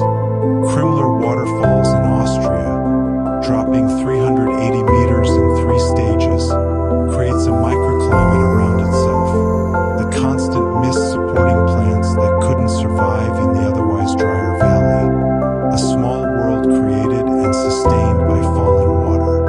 The tradition of mountain rescue, formalized in the Alps in the mid-19th century, represents one of humanity's more noble impulses, the commitment to risk one's own safety to save strangers. Mountain rescue teams are typically volunteers, people who live in mountain communities and possess intimate knowledge of local terrain, weather patterns, and the specific hazards of their region. They respond to calls regardless of whether the person in distress made foolish decisions or simply had bad luck, operating on the principle that mountains are dangerous and everyone who enters them deserves assistance when things go wrong. This ethic, that we are responsible for one another in wild places, creates a kind of community that transcends the usual boundaries of family, friendship, or obligation. Pause as light strengthens. The sun now clears the eastern peaks, its light streaming horizontally through the forest, illuminating individual leaves and branches, turning spider webs into strings of diamonds, painting the world in amber and gold. Each moment of sunrise in the mountains is unique, unrepeatable, the specific alignment of sun and cloud and observer occurring exactly once in the history of the universe, then never again. With the sun now fully risen, the mountain world comes alive in earnest. The cold stillness of night gives way to movement and sound, to the business of survival and the simple persistence of life in all its varied forms. The marmot emerges from its burrow, standing upright on its hind legs to survey the meadow, its posture so human-like that early mountain travelers sometimes mistook them for small people in the distance. These social rodents live in family groups where cooperation is essential. While some marmots forage, others stand guard, ready to give their distinctive sharp whistle at the first sign of danger from eagles, foxes, or other predators. The warning call sends earshot, diving for the nearest burrow entrance, disappearing underground in seconds. Interestingly, marmots have different alarm calls for different types of threats.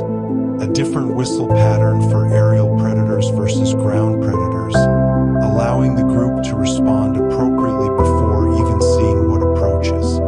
This is a form of language, simple but effective, evolved over millions of years to keep the community safe. Tree-lined forests, that zone where trees become progressively smaller and more scattered as elevation increases, create landscapes of extraordinary beauty. Isolated stands of trees separated by meadows, each tree shaped by the specific microclimate of its location. A tree growing in a slight depression where snow accumulates might grow taller and fuller than one just a few meters away on a wind-exposed ridge. These patterns create natural sculptures, each tree an individual artwork shaped by thousands of small decisions. Where to put out a branch, how to bend away from prevailing winds, when to cease growing taller and focus energy on simply surviving. Walking through tree-lined forests feels like walking through a gallery where each piece has taken decades or centuries to complete. The fire salamander, which we encountered earlier in our descent, becomes active on rainy summer days, emerging from hiding places to hunt for slugs, earthworms, and insects.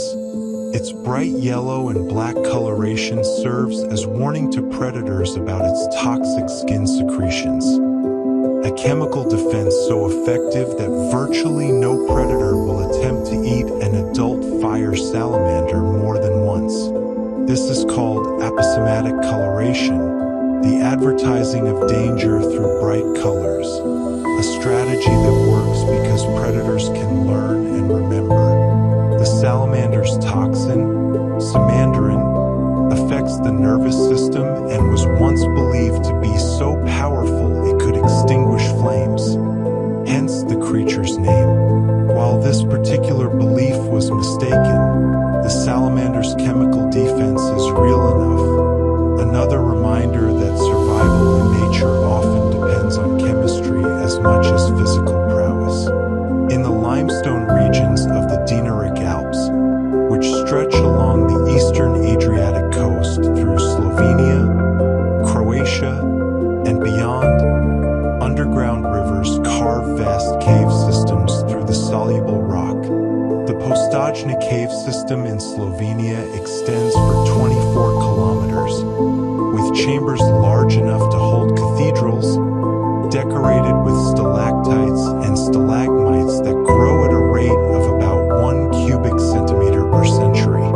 These formations, created by mineral-rich water dripping and depositing calcite drop by drop, represent time frames that dwarf human history. A stalactite hanging 3 meters from a cave ceiling might be 30,000 years old, having begun its growth when mammoths still roamed Europe and our ancestors were painting cave walls by firelight. The caves maintain constant temperatures year-round, typically around 8 to 10 degrees Celsius, creating refuges where specialized cave-dwelling species, pale, blind, and adapted to perpetual darkness, live lives entirely disconnected from the sunlit world above. The common crossbill, a finch species found in mountain conifer forests, has evolved a remarkable adaptation. Its upper and lower mandibles cross at the tip, creating a tool perfectly designed for extracting seeds from conifer cones. Different crossbill populations have slightly different bill shapes adapted to the specific cones they feed on, whether spruce, pine, or larch. Young crossbills are born with normal, uncrossed bills, which begin to cross only as they mature. The precise direction of crossing, left over right or right over left, varying between individuals. This specialization means crossbills are entirely dependent on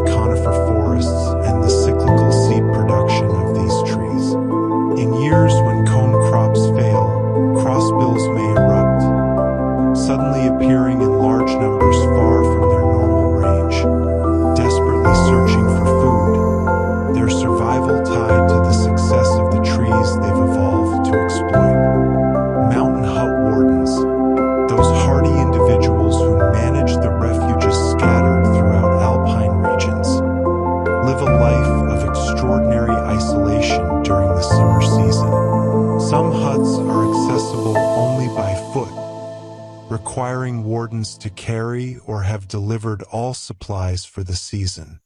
They welcome hundreds or thousands of hikers over the summer months, cooking meals, maintaining the facilities, providing weather information and route advice, and occasionally coordinating rescues. Then, as autumn arrives and the last hikers descend, wardens close up the huts and descend themselves before winter snows make the heights inaccessible.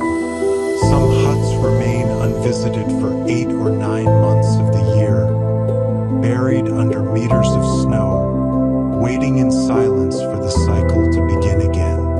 The warden's life, intensely social during summer, completely removed from human contact in winter, represents a rhythm alien to modern urban existence, a life still paced by seasons and geography rather than calendars and clocks. Fell fields, areas of broken rock and sparse vegetation found at high elevations, appear almost lifeless at first glance. Jumbles of angular stones with occasional tufts of grass or tiny cushion plants growing in protected spots. Yet these seemingly barren landscapes host remarkable biodiversity at a microscopic scale. Beneath and between the rocks, communities of bacteria, algae, and microscopic animals exist in the thin films of moisture, creating a hidden ecosystem that recycles nutrients and supports the occasional larger plants. Some cushion plants in fell fields grow so slowly and live so long that individual plants might be hundreds of years old, forming hard domes just centimeters across that have survived centuries of freeze-thaw cycles, wind, and the occasional trampling by ibex or chamois. These plants represent endurance at its most fundamental, not thriving, perhaps, but persisting against odds that would defeat less adapted organisms. The bearded vulture, or lammergeier, is one of Europe's most impressive birds of prey, with a wingspan reaching nearly 3 meters. Unlike most vultures, it specializes in eating bones, carrying them to great heights and dropping them onto rocks to crack them open and access the nutritious marrow inside. The bearded vulture was driven to extinction in the Alps by the early 20th century, killed by humans who wrongly believed it attacked livestock and even children. Reintroduction efforts beginning in 1986 have successfully returned these magnificent birds to alpine skies, with over 200 individuals now soaring above the peaks. The bearded vulture's recovery represents hope, evidence that extinction can sometimes be reversed, that mistakes can be corrected, that nature will return if given the opportunity and protection it needs. The morning is now fully established, the sun warming rocks and evaporating dew, the day stretching ahead with all its possibilities. Birds continue their territorial songs, insects begin their ceaseless activity, and the mountains themselves seem to breathe more easily in the warmth, the cold rigidity of night releasing into the gentle flexibility of day. As the morning progresses toward midday and the sun climbs higher, we continue our descent through zones of forest and meadow, each step bringing us closer to the valleys where human settlements nestle among the lower slopes, where mountain and civilization have learned, over millennia, to coexist. The concept of the cultural landscape is perhaps nowhere more visible than in European mountain regions, where nearly every aspect of the environment bears some trace of human influence stretching back thousands of years. The stone walls that divide alpine meadows, the networks of paths connecting villages across mountain passes, the selective clearing of forests for pasture and agriculture. All of these have created landscapes that are neither purely natural nor purely artificial, but something in between. The hay meadow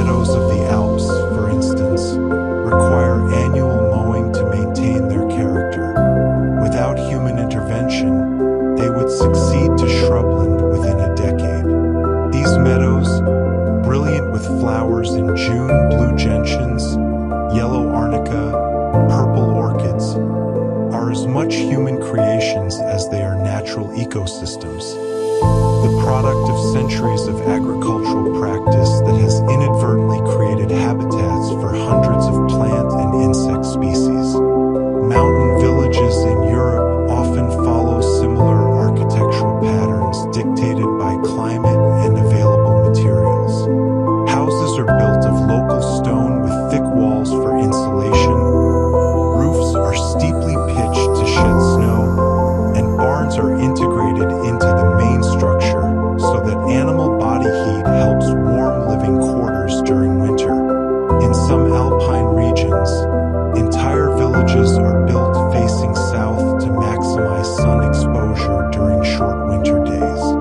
The orientation of buildings, the width of eaves, the placement of windows, every detail represents accumulated knowledge about how to live comfortably in an environment that can be harsh and unforgiving. These are not merely houses but expressions of folk wisdom, each one a textbook of practical physics and climatology, written in wood and stone. The red kite, a graceful raptor with russet plumage and a distinctively forked tail, has made a remarkable recovery in many European mountain regions after decades of persecution and decline. In medieval times, red kites were so common in London that they served as scavengers in the streets. But by the late 20th century, they had been reduced to a few dozen pairs in Wales. Reintroduction programs across Europe have restored populations, and red kites can now be seen soaring over mountain valleys, their forked tails twisting and flexing constantly as they make minute adjustments to ride air currents with minimal effort. A red kite can stay aloft for hours without flapping its wings, simply reading the invisible currents of air and positioning itself to be carried. A master of efficiency that uses physics rather than fighting against it. Transhumance routes, the paths followed by shepherds moving their flocks between lowland winter pastures and high summer meadows, often predate recorded history, having been used for 6,000 years or more in some regions. These paths, called drove roads in Britain and chemins de transhumance in France, can still be traced across the landscape, sometimes as deeply worn tracks in rock where countless generations of sheep and cattle hooves have polished the stone smooth. The timing of transhumance is dictated by the snow line, moving up as it retreats in spring, moving down as it advances in autumn, creating an annual rhythm that connects lowland and highland in a cycle as old as pastoralism itself. Some families have moved their animals along the same routes for dozens of generations, fathers teaching sons the specific campsites, the reliable water sources, the places where rockfall is likely, knowledge that exists nowhere in writing but is carefully preserved in memory and practice.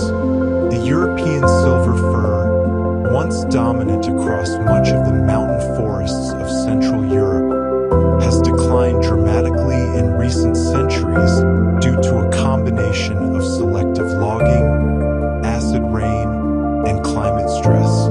These magnificent trees can grow to over 50 meters tall and live for 500 years. Their tall, straight trunks prized for timber. Young silver firs are remarkably shade-tolerant, able to survive for decades in the understory of forests, waiting for a gap in the canopy to allow rapid growth toward the light. This patience, the ability to simply endure in minimal light for years until opportunity appears, is another form of strategy, gambling on longevity rather than rapid growth, accepting a high mortality rate for the individuals in exchange for eventual success for the species. Chapel bells in mountain villages serve multiple functions beyond their religious purpose. In fog or snowstorm, their sound provides orientation for travelers who have lost their way. The regular chiming allowing people to triangulate their position and navigate towards safety.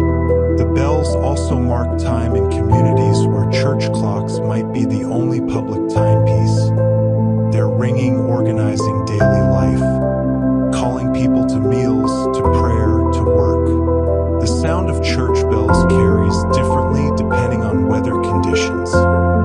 Experienced mountain dwellers can predict coming weather by how clearly or how far the bells can be heard. When sound carries unusually far and clear, low pressure and precipitation are often approaching. When sound seems muffled and nearby, high pressure and fair weather typically persist. Mountain rescue dogs, particularly the St. Bernard breed originally developed at the Great St. Bernard Hospice, represent another form of interspecies partnership refined over centuries.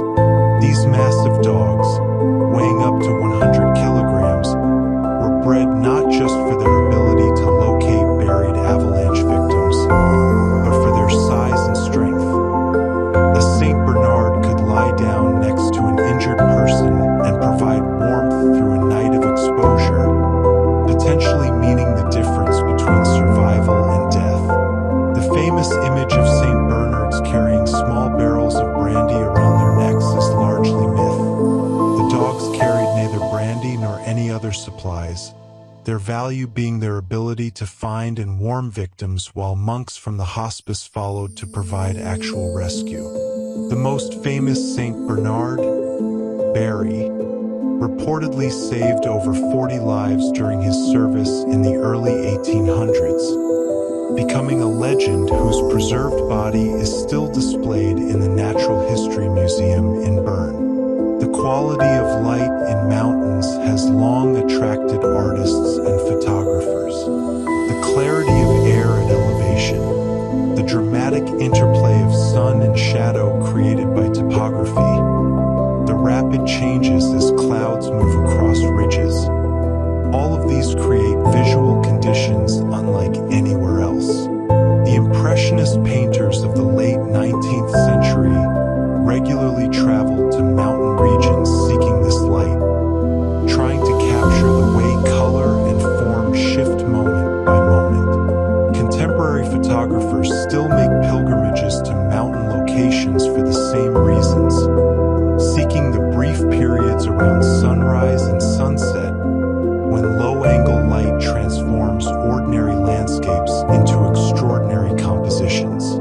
Yet no photograph or painting fully captures the experience of mountain light, because the essential element, the thin, cold air carrying sense of pine and stone, the wind on your skin, the silence between sounds, cannot be recorded by camera or brush.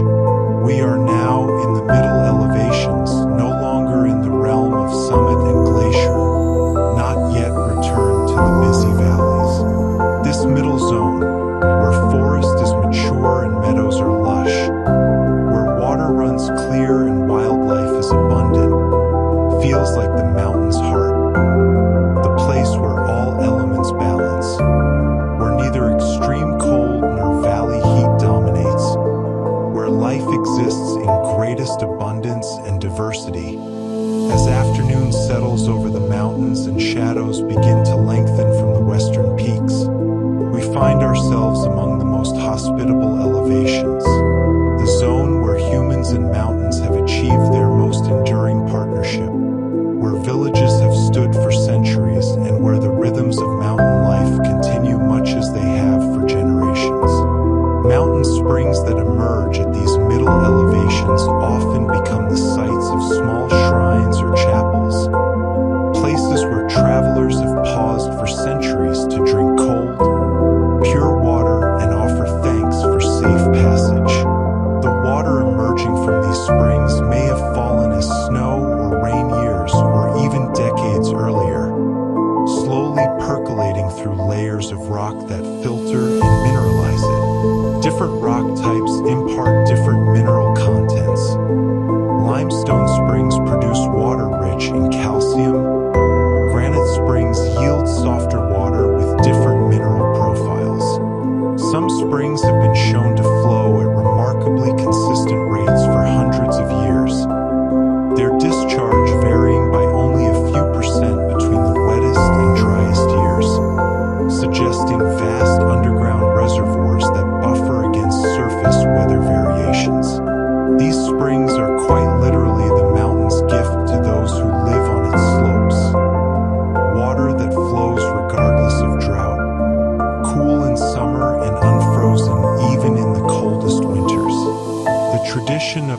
in cheesemaking reaches its peak expression in these middle elevations, where summer pastures provide the richest grazing. Cheese made in high alpine pastures has been a form of food preservation for millennia, a way to transform abundant but perishable summer milk into a product that can be stored through winter. A wheel of Gruyere cheese weighing 35 kilograms represents approximately 400 liters of milk, the entire summer's production from 3 or 4 cows, concentrated and transformed.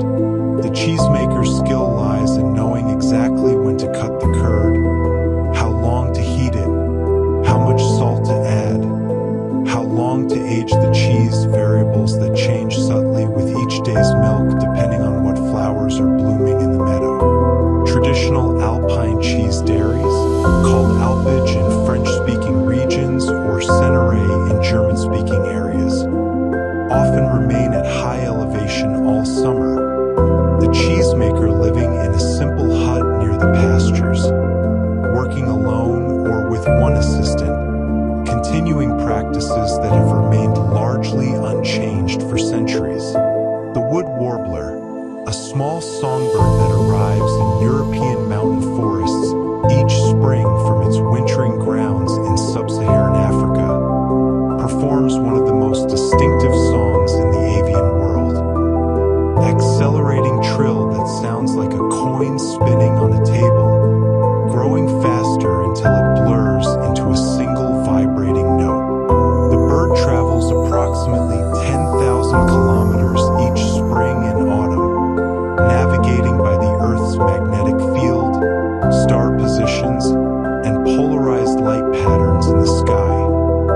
A feat of navigation that seems impossible for a creature weighing less than 10 grams, yet which billions of migratory birds accomplish twice yearly. The wood warbler returns not just to Europe, but often to the exact same few hectares of forest it occupied the previous year, finding its territory across thousands of kilometers of ocean and land with a precision that rivals any human technology. Terracing, the practice of creating level planting surfaces on steep slopes, has shaped mountain agriculture throughout Europe for thousands of years. In the Cinque Terre region of Italy, terraces climb impossible-looking slopes above the Mediterranean, held in place by dry stone walls that represent countless hours of labor by generations of farmers. These terraces prevent erosion, capture rainfall, create microclimates warmer than the surrounding hillside, and allow cultivation on slopes that would otherwise support only wild vegetation. The total length of terrace walls in the Cinque Terre alone exceeds 6,700 kilometers, longer than the Great Wall of China. Yet most were built by individual families working their own small plots. Each terrace is a small victory over gravity and geology, an assertion that humans can, through patience and effort, make the difficult places productive. The Eurasian eagle owl, Europe's largest owl species with a wingspan up to 1.8 meters, inhabits rocky areas and cliffs from sea level to about 2,000 meters in mountain regions. These formidable predators can take prey as large as foxes and young deer, though they typically hunt smaller mammals and birds. Eagle owls mate for life and may occupy the same cliff ledge nest site for decades, the pair defending a territory of 20 to 30 square kilometers. Their deep, resonant hooting, a boo-ho sound that gives them their scientific name, bubo bubo, carries for several kilometers on still nights, a sound that has entered into mountain folklore across Europe as a harbinger or omen, sometimes of death, sometimes merely of mystery. Like many powerful predators, eagle owls were persecuted nearly to extinction in many areas by the mid-20th century, but protection and change magnificent owls reclaiming their place as apex predators of mountain night. The practice of haymaking in mountain meadows follows patterns refined over centuries to work within the constraints of high-elevation weather. Hay must be cut on dry days, turned and dried in the field, then transported to barns before the next rain. At high elevations where weather can change rapidly and the growing season is short, this requires careful attention to weather signs and sometimes communal labor where neighbors help one another bring in the hay before storms arrive. In some steep alpine meadows, hay is still transported using traditional methods, loaded into baskets or nets and carried down on people's backs, or slid down on wooden sledges, or transported along cables strung across valleys. The physical difficulty of this work has led to abandonment of many high meadows in recent decades, as younger generations seek easier livelihoods. The hay meadows that remain represent not just agriculture, but a conscious choice to continue difficult traditional practices, maintaining landscapes and ways of life that might otherwise vanish within a generation.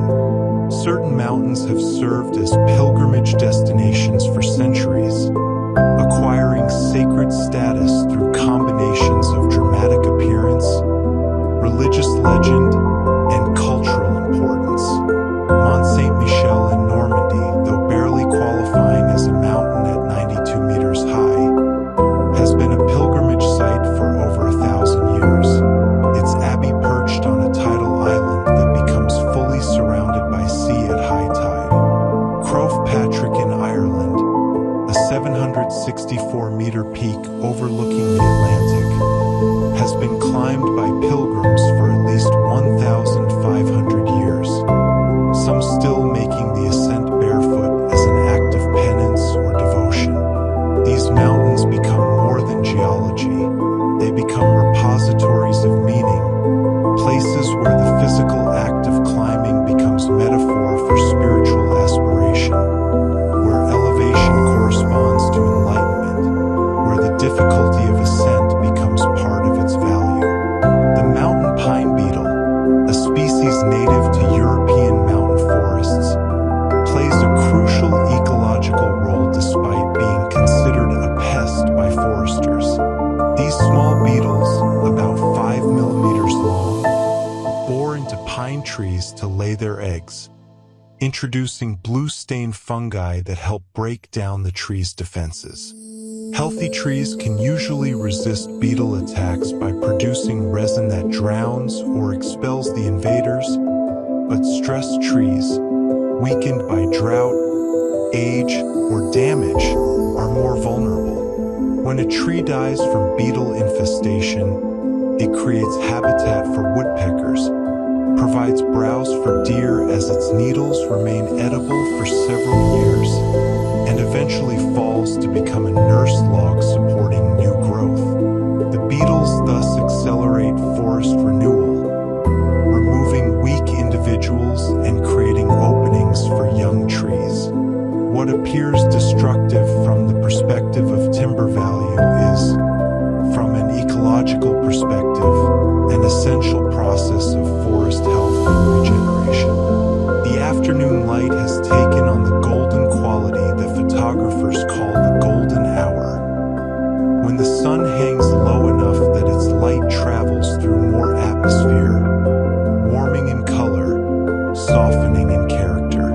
Each leaf and blade of grass seems to glow from within, and the mountains themselves appear more gentle than they did in the harsh light of noon.